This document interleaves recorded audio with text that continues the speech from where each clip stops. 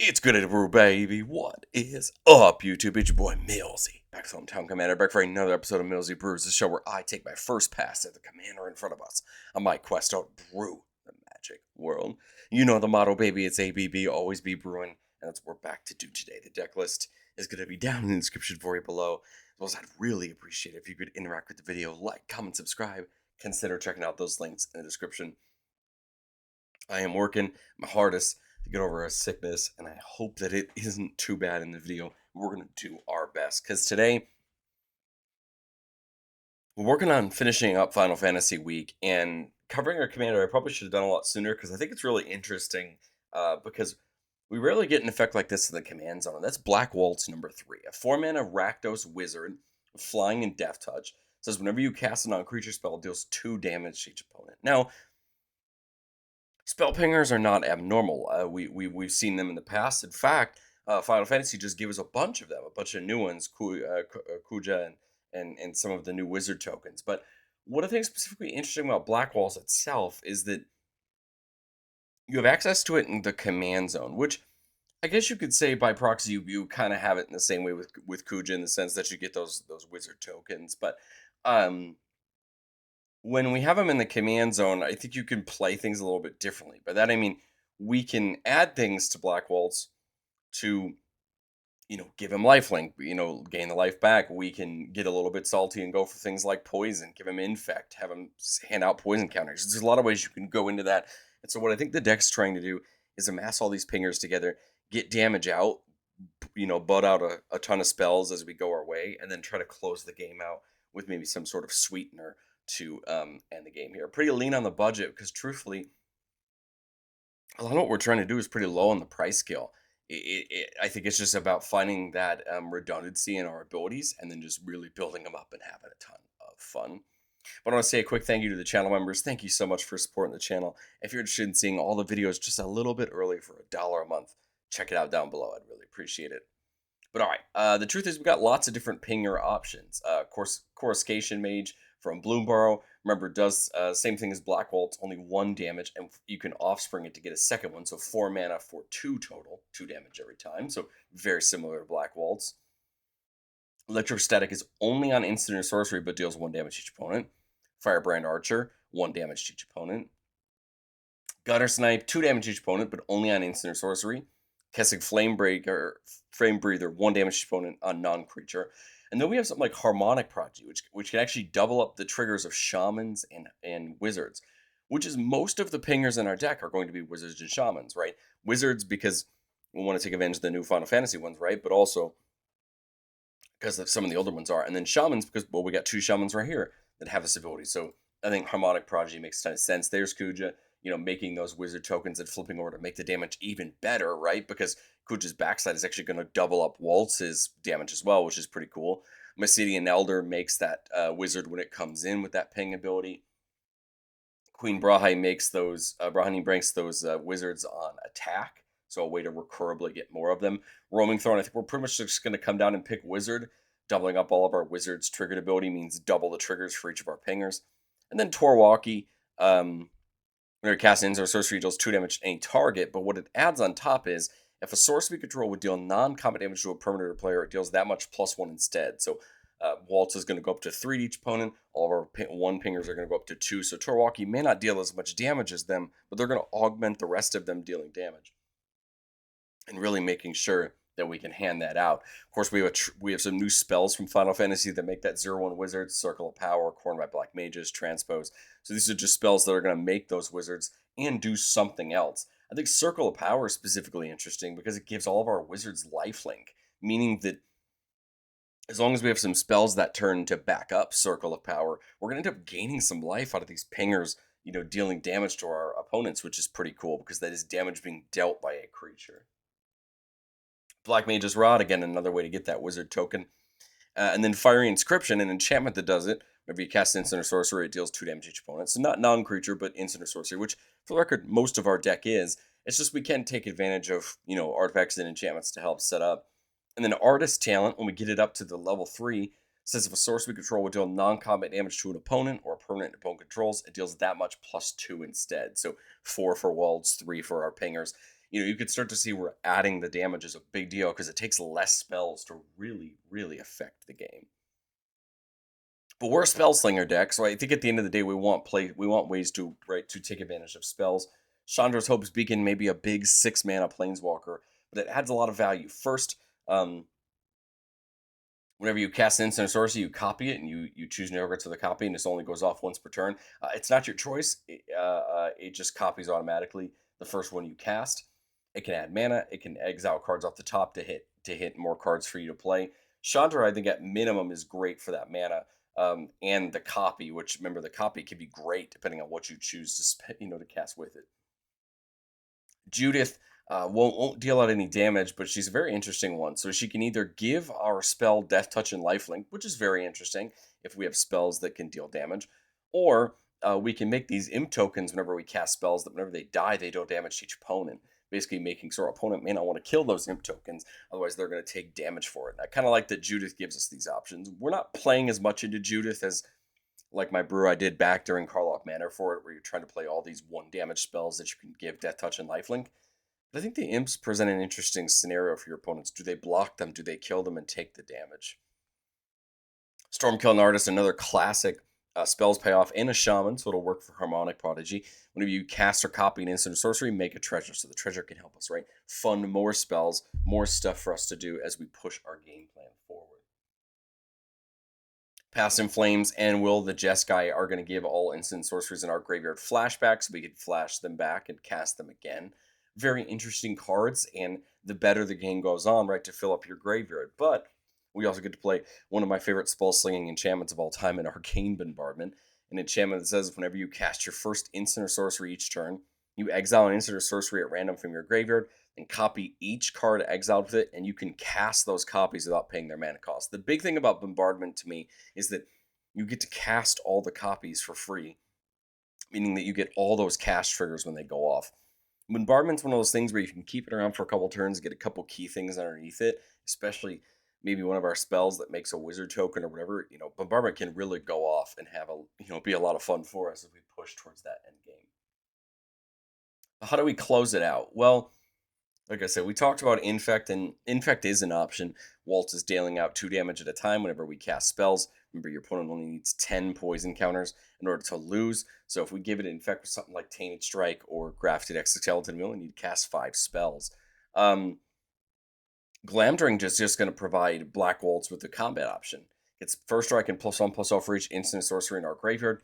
And then whenever it hits a player, we can cast a spell from our hand with mana value less than equal to that damage without paying its mana cost. So then we can start slinging extra spells by hitting our opponents. And we're going to wrap this up with just Glistening Oil and Phoresis. Again, just more ways to give Black Waltz Infect and just jolt out the damage. Now, it doesn't just have to be Black Waltz. Like, let's say you don't have Black Waltz out, but you have a pinger out and you have a way to augment the damage. And then just throw one of these on that pinger. It doesn't have to be Waltz. Waltz is just one of the easiest ones because it's 2 instead of 1 and it's in the command zone, so it's accessible, right? And I think that's important when you're thinking about your game plan is like, how readily accessible is this thing that I want to interact with? I only have 4 pieces in the deck that I can legally play to give it Infect. So, it's not going to be very often you see the Infect, but when you do, right, where I think you want to put it and what makes the most sense. But I've said it before on the show and I'll say it again. No deck's ever complete. This is my first shot at Black Waltz. And I think going into testing, I've never been very high on Bergie. I think Bergie's a great card, but it really relies on you playing a bunch of really cheap spells, which we're not doing. We're trying to play draw spells, value, load up on bigger and bigger turns. But if we really wanted to go with a lot of cantrippy type spells, I think Bergie would make more sense, adding you mana when you cast spells and things like that. I loved the look of Valgavoth, getting a counter on it and drawing cards when do this, try to cast instants on their turns, get them to lose life. I think there's probably a game plan there. It's just not what I thought made the most sense for Waltz. Of the 3 of these cards, I think the one I'm the most interested in is Professor Onyx. Whenever we cast or copy an instant sorcery, everybody loses 2 and we gain 2. This is exactly up the route we want to do. Her +1 can let us get some cards into her hand and chucks them into the graveyard. -3 forces a little sacrifice on our opponents, and then her -8 just brutal, forcing our opponent to pitch a card. If they don't, they lose 3 life, and having that go off 6 more times, so 7 times total. I like Onyx. I just felt like we had enough of the pinger slot and we needed more of the spell slots, right? And so I took it out for that. But I think Onyx is a great example of a card that can be really useful in that pinger slot if you want something that's a little bit higher up on that end. But let's do what we love to do on the channel the most and get into our playtests. Remember, the goal of playtests on our channel is not to find magical Christmas land. It's not just to show off all our best plays, but it's to get in some gameplay scenarios and kind of understand what hands are we looking for and what are we trying to do. I think this is a great one here. 2-lander with Soul Ring and Mindstorm means we're going to have a lot of mana, 4 mana on turn 2. We have our choice of Waltz or Kuja there, right? We see Corsication Mage, we see Transpose. So we've got a lot of things. We just need to back these up, right? With just got to back these up with spells. Now the only problem with going Mountain, Soul Ring, Mindstone is if I don't draw an untapped land, I can't play Waltz or Kuja. I guess if I do this, I could completely go into Corsication Mage, which isn't bad. But if I don't draw an untapped land right now, which I can do. Now I do draw an untapped land, but it's not a black source, so I think I have to go into the Mage. Make the Offspring copy, which is perfectly fine. This is just going to set us up for better. So now here, if I go for Kuja right now, it's going to flip over this turn because I have a Wizard. So I'd almost rather I'd almost rather do it next turn. So if I get Waltz down, my thought is Faithful Suiting, but I really like a few of the cards in my hand. I can give Waltz haste and get it into attacking. This would deal 4 damage to everybody on this Wisp cast, and I would draw a card. That doesn't seem terrible. Just to try to refill my hand a little bit and get some damage away, and then, attack with Waltz. Now coming back to our turn, there's the Arcane Bombardment, and that's almost ideal of what we want to see. We have the 6 mana, and Bombardment's one of those cards where even if Waltz dies, hopefully with enough of our other pingers, we can make work. Now, Waltz and the Otters will all go off because it's non-creature, meaning there's Bombardment, and then we can always attack. Again, it feels awkward to may feel awkward to have a setup turn, but Bombardment's one of those cards that I really don't mind setting up for because it's just going to get better. So I go to cast the Transpose. I automatically have to put the Wisps underneath Bombardment. So I'll just pick Waltz and draw a card. So now we've got 4 damage from Waltz and 4 damage from Corsication Mage this turn. Then we do the Transpose, draw a card, and then pitch a card.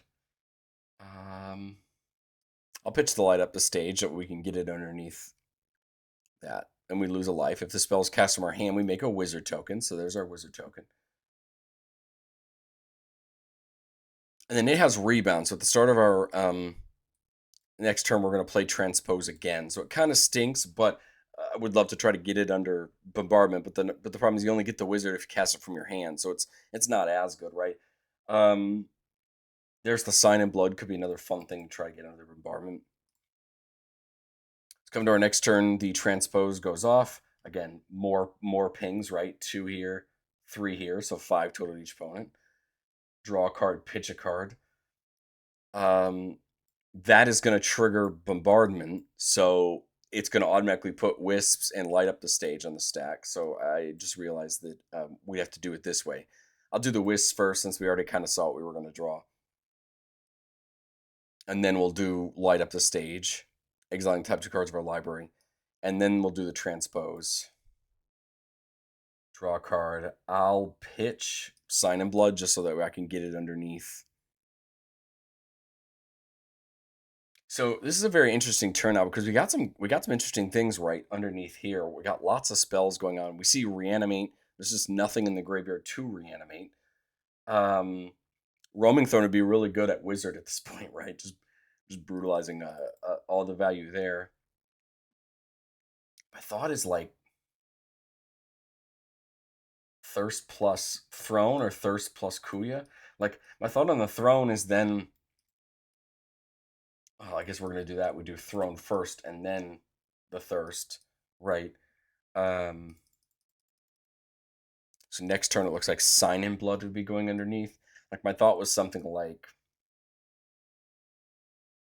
the we could, I guess, go the signet, but we'd want to do the throne first, right? Because then this is two, four, five, six, seven, eight, nine, 10 damage to each opponent. Now you could start to see where this is really starting to crescendo. Yes, Black Waltz is weak to removal, but that's the point of trying to get these other things alongside it to value. And I think this is why Arcane Signet could be such a fun piece right when we can see it. Let's get into playtest number 2 here with a 2-lander. Strike It Rich can get us a treasure. A couple mana rocks, fiery inscription, not emancipation, and then roaming throne. So not bad. I mean, we see the roaming throne again. There we see Kuja again.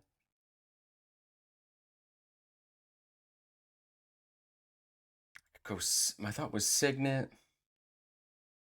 I could crack the dark ritual and go for Kuya or Black Waltz.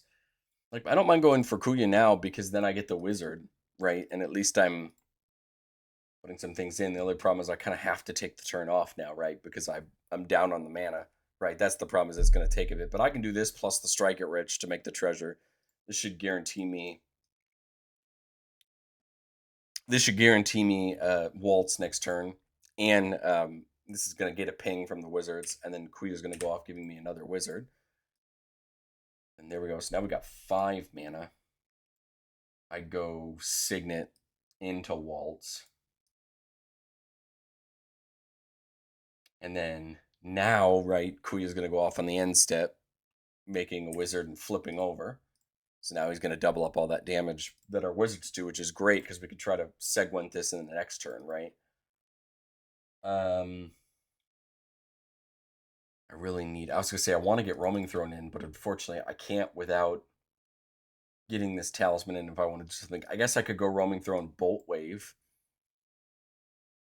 Roaming throne, calling wizard, bolt wave on the stack.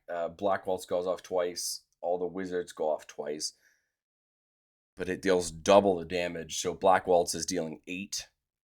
The wizards are dealing 2 each, or 4 each, right? So 8, 12, 16, 20 damage on just the bolt wave, right? And now we're just in great shape, right? Black Waltz can hit in the air, and notice that Kuya's backside doesn't say non-combat damage, so Waltz could hit for 4 in the air, at somebody.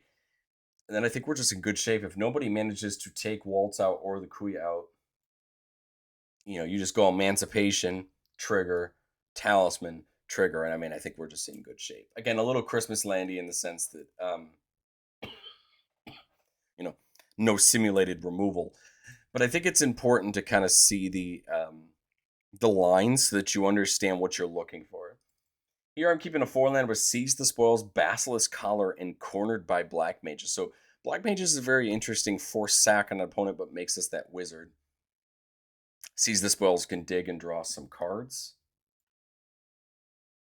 So I think we just kind of focus on getting the value onto the board. We don't need to really play any of our spells yet. There's the Arcane Signet again, but I think it's just Waltz this turn.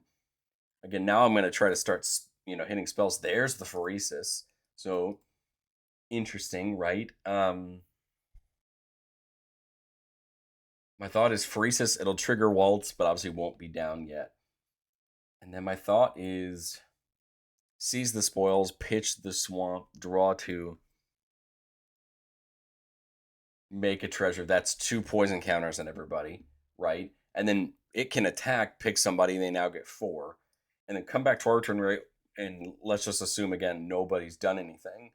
Do you go Black Waltz, or do you go Black Mages plus B-Devil? Do you just dump Arcane Bombardment in and start the train next time, even if Waltz gets removed, right? Because if I play Bombardment, there's no way to cast anything to get it to trigger this turn to get the Seize by Spoils back. But if I go like Black Mages, then everybody's up to 4 except the person I attacked, who's up to 6, and then 8 and 6, right? And I could do that. I mean, it comes down to what makes the most sense. I mean, I think Bombardment's probably the most long-term sense. Even if somebody gets rid of Waltz, I feel like Bombardment makes the most sense because then on future turns we're getting more value. and then I would just probably dump the collar in just to have it there for next turn. Again, in the world where nobody removes, Black Waltz, which would be great. You go cornered by black mages, seize the spoils, goes on to arcane bombardment. I think I'm probably willing just to pitch Torwalkie. Draw two, make a treasure. This goes off. Pick somebody. Make the wizard.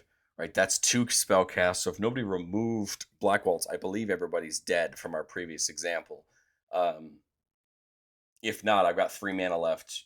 Play the Glamdring. Trigger again. And again, if somebody got rid of Black Waltz, we just try to get it back, right? And then just deal damage. Without the infect. And I think we're just in good shape. Again, the concept is very novel in the sense that you're getting these pingers out and you're just casting spells. The mechanics of that is something I think you can find your direction on, what you think works the most.